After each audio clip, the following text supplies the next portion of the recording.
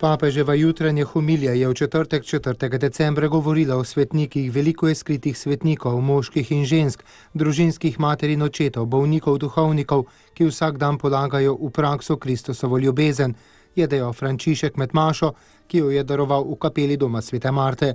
Pravi kristjan je tisti, ki v praksi uresničuje Božjo besedo.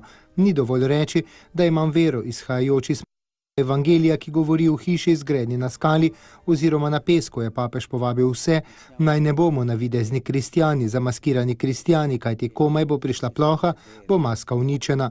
Navidezni kristjani bodo padli, ponižani bodo, medtem ko bodo ubogi zmagali. To so ubogi v duhu, ki se pred Bogom čutijo kot nič, ponižni, ki uresničujejo zveličanje, tako da v praksi uresničujejo Božjo besedo. Danes smo, jutri nas več ne bo, je dodal papež in navedel besede svetega Bernarda. Pomisli človek, kaj bo iz tebe, hram črvov, vse nas bodo pojedli črvi, če nimamo skale, bomo na koncu poteptani, je posvaril Frančišek.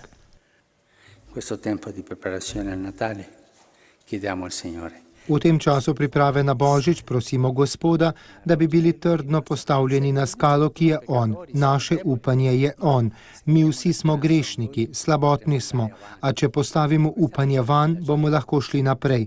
To je kristjanovo veselje, vedeti, da so v njem upanje, odpuščanje, mir, veselje in ne polagati svojega upanja v stvari, ki danes so, jutri pa jih več ne bo.